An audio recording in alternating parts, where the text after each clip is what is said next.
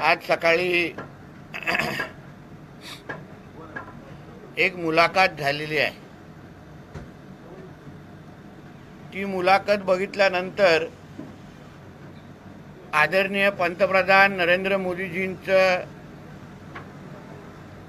नकली संतान हे वाक्यावर अजून विश्वास बसत चाललेला आहे। मुलाखत पाहिल्यानंतर हिंदू हृदय सम्राट बाळासाहेब ठाकरे आणि मासाहेबांचं असली संतान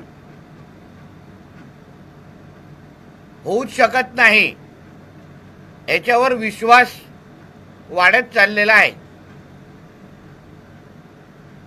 आणि उद्धव ठाकरेंकडे पाहिल्यानंतर औरंग्याच्या असली संतान आहे का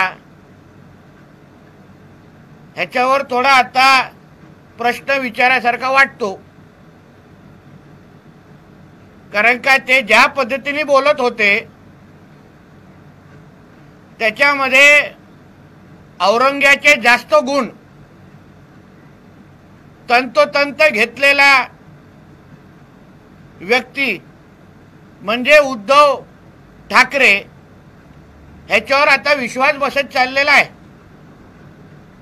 एक वाक्य उद्धव ठाकरेजी बरोबर बोलले की ही निवडणूक हिंदुस्थान विरुद्ध पाकिस्तान आहे।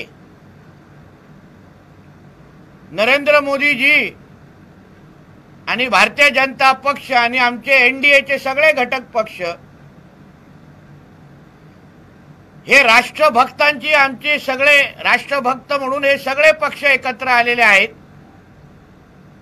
हिंदुत्वाच्या नावाने या हिंदुस्थानला मोठं करणं सुरक्षित ठेवणं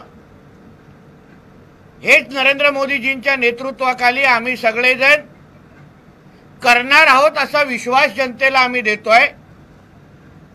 आणि दुसऱ्या बाजूला इंडी अलायन्सच्या नावाने आणि महाराष्ट्रात महाविकास आघाडीच्या नावाने मुस्लिम लीगची भाषा करणारे मुस्लिम लीगचे हिरवे पिल्लावळ म्हणून महाराष्ट्रात वळवळ करणारे उद्या अगर इंडी अलायन्सला मतदान आपण केलं तर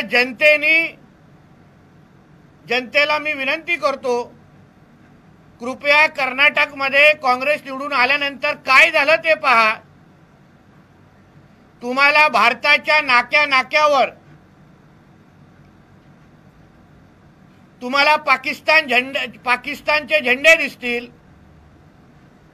जिथे आज आपण राम भक्त म्हणून आपल्या घराबाहेर आणि दुकानाबाहेर भगवे झेंडे फडकवतोय तेही परवानगी आपल्याला आपल्या भारतामध्ये राहून आपल्याला मिळणार नाही। महाविकास आघाडीच्या कालावधीमध्ये जसं सगळ्याच सणासुदीवर बंदी घातलेली कोरोनाच्या नावाने आणि दुसऱ्या बाजूला मोहरम आणि ईदच्या मिरवणुका जोरदार निघत होत्या तीच परिस्थिती उद्या इंडी अलायन्स आणि महाविकास आघाडीचे लोक निवडून आल्यानंतर आपल्या भारतामध्ये होणार। तुम्ही सार्वजनिक हिंदूंचे उत्सव सोडा, तुमच्या घरातल्या मंदिराची पूजा तरी तुम्हाला करायला परवानगी देतील का यापासून हे सगळे प्रश्न निर्माण होतील। म्हणून आवर्जून जे आज महाविकास आघाडीच्या आणि इंडी अलायन्सच्या नावाने जे काय मतदान होत आहे जे काय फतवे निघतायत हे फतवे धार्मिक धर्माच्या आधारे निघतायत, राष्ट्रभक्तांसाठी निघत नाहीये। जो हा कार्टा सकाळी संजय राजाराम राऊत बोलत होता की राष्ट्रभक्तांसाठी हे फतवे निघतायत, त्या कार्ट्याला हे पण कळत नाही की धर्माच्या आधारे मुसलमानांनी फक्त इंडी अलायन्स आणि महाविकास आघाडीला मतदान करावं कारण का हमारा धर्म खतरे में है। हे असा कोण सांगणार इस्लाम खतरे में है ह्याला राष्ट्रभक्ती म्हणत नाही। म्हणून इंडी अलायन्सला मत, महाविकास आघाडीला मत म्हणजे लव जिहादच्या समर्थकांना मत, इंडी अलायन्स आणि महाविकास आघाडीला मत म्हणजे लँड जिहाद आणि वक्फ बोर्डच्या समर्थकांना मत. म्हणून या सगळ्या गोष्टीचा विचार करून मतदारांनी मतदान करावं. आणि हे जे काय आज उद्धव ठाकरे आपल्या घरातल्या कामगाराला बसून जे बोलत होता, आता ती इंटरव्ह्यू होती, ते हनीमून ट्रॅव्हल्सचा एपिसोड होता. कारण का 1-2 लाईट सोडून काहीच दिसत नव्हतं. नेमका रश्मी वहिनींना तो इंटरव्ह्यू चालला का, हा प्रश्न मला त्यांना ह्या निमित्ताने विचारायचा आहे. आणि ज्या पद्धतीने उद्धवजी बोलले की बाबा राम मंदिर आम्हाला भाजप मुक्त करायचं आहे, आम्हालाही हिंदू समाज हे उद्धव ठाकरे मुक्त करायचं आहे. कारण का जो हिंदू समाजाचा द्वेष हा उद्धव ठाकरे आणि त्याचे सगळे जी काही हिरवी टोळी करत बसलेली आहे, त्या सगळ्याला थांबवण्याचं काम या देशाची जनता निश्चित पद्धतीने करेल असा माझा ठाम विश्वास आहे. सकाळी बोलत असताना नाशिकवरून संजय राजाराम राऊत कार्टा सांगतो की काळू वाळूच्या या प्रयोगाचा किंवा तमाशा वर बोलणारे आमचे प्रदेश अध्यक्ष बावनकुळे साहेबांना कानाखाली खेचण्याची भाषा हा करतो. त्याला सांगेन किंवा गृह खात्याला सांगेन, विनंती करेन की 10 किंवा 15 मिनिटं ह्याची फक्त सुरक्षता हटवा. पोलिसांच्या गराड्यावर मध्ये कानपडीत खेचण्याची भाषा सगळेच करू शकतात. 15 मिनिटं ह्याची संरक्षण हटवा. मग हा राजाराम राऊतचा तरी मुलगा ओळखला जातो का, त्याची काळजी मग आमच्यावर सोडा. आणि महाराष्ट्राच्या जनतेने तुमची जी सणसणीत तुला आणि तुझ्या मालकाला जे काही कानफडीत चढवली आहे की तुझा मालक 2 पायावर चालू पण शकत नाही, त्याची पहिला दखल घे, आठवण कर आणि मग आम्हा लोकांना सुख्या धमक्या दे. काल कुठल्या तरी सभेमध्ये मोठा आमच्या देवेंद्रजींचा उल्लेख करून बोलला की देवेंद्रजी आम्ही सर्टिफाईड गुंडे आहोत. सर्टिफाईड गुंड कोण? जो पोलिसांचं प्रोटेक्शन घेऊन फिरतो. ह्याचे पहिलं प्रोटेक्शन काढा. चड्डीचा कलर नाही बदलला ना तर माझं नाव नितेश राणे म्हणून ठेवणार नाही. असे सर्टिफिकेट ना आम्ही खिशात घेऊन फिरतो. म्हणून संजय राजाराम राऊतला सांगेन, जरा आपला थोबाड आवड, कोणाबद्दल बोलतोय हा विचार कर. नाहीतर भारतीय जनता पक्षाच्या कार्यकर्त्यांनी ठरवलं ना तू महाराष्ट्रात फिरू शकणार नाही, अशी अवस्था तुझी आम्ही निश्चित पद्धतीने करू. धन्यवाद. संजय राऊत असं देखील म्हणाले, बावनकुळेंनी महाराष्ट्राच्या संस्कृतीचा अपमान केलाय, काळूबाळूचा उल्लेख करून त्यांनी महाराष्ट्राची संस्कृती. म्हणजे संजय राजाराम राऊतला महाराष्ट्राची संस्कृती कळते का? त्याच्या घरात गेल्यानंतर महाराष्ट्राची संस्कृती, महिलाचा मान किती ठेवला जातो. एका डॉक्टर महिलेला फोनवर शिव्या घालणं, तिला अपशब्द म्हणणं, तिला धमक्या देणं, तिच्या घरावर दारूच्या बॉटल मारणं, ह्याला महाराष्ट्राची संस्कृती म्हणता का?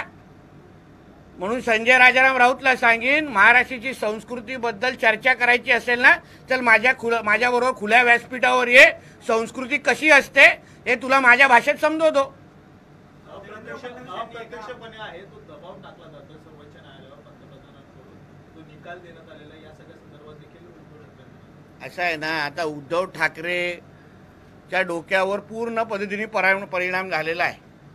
मानेच्या औषधाचा परिणाम डोक्यावर पोचलेला असल्यामुळे त्यांना ज्या मोदीजींच्या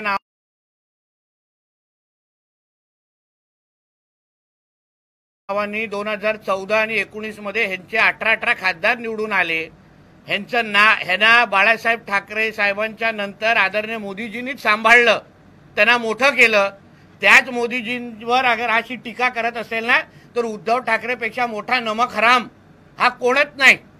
दुसरा एक विषय जो काल आमच्या आदरणीय देवेंद्रजींनी उल्लेख केला त्याचा मुद्दामून मी त्याच्याबद्दल सत्य मुद्दामून सांगतो की 1999ला उद्धव ठाकरेंनाच मुख्यमंत्री बनायचं होतं.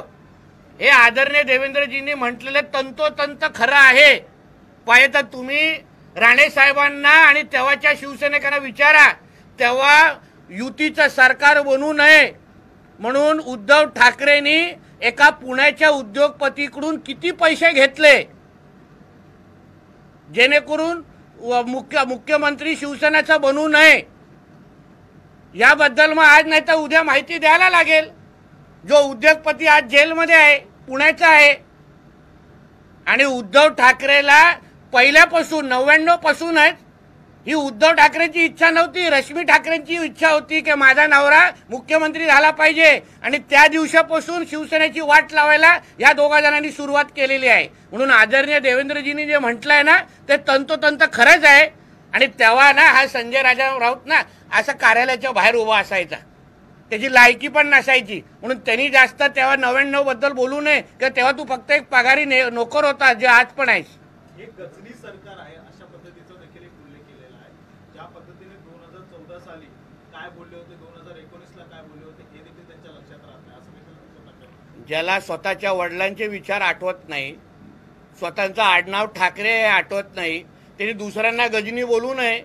पहिले शरीरावर 100 वेळा लिही मी बाळासाहेब ठाकरेंचा असली संतान आहे आणि मग दुसऱ्या जणांना गजनी म्हणायची हिंमत कर. सर संजय राऊत असं देखील म्हणाले देवेंद्र फडणवीस हे राजकारणातील कच्चं मळकं आहे.